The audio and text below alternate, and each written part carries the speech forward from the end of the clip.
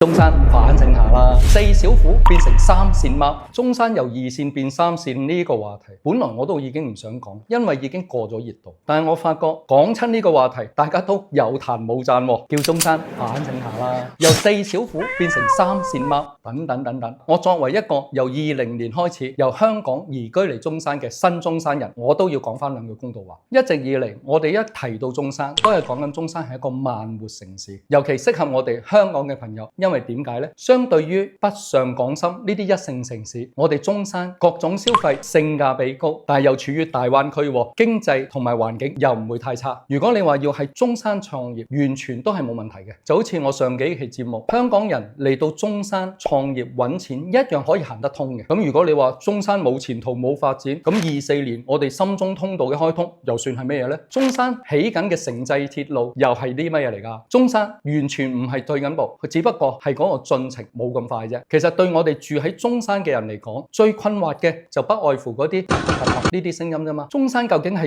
線定係三線嘅城市，其實都影響唔到我哋普通人過日子嘅。講句唔好聽，其實可能都係因禍得福，更加多人買得起樓。對於我呢啲喺香港出世、香港長大嘅人嚟講，中山簡直係一個寶藏城市。香港月租5-6千先至租到個百零尺嘅劏房，而喺我哋中山講緊5-6千就已經可以租到2000零尺嘅別墅啊！唔使驚，一開窗就聞到隔離嗰陣燶味啦。有嘅只不過係聞到旗杆江邊嘅雞蛋花香啊！就算買層樓都係百零萬出頭。其實對於一線同埋我哋香港、澳門嘅朋友嚟講，簡直就係真香啊！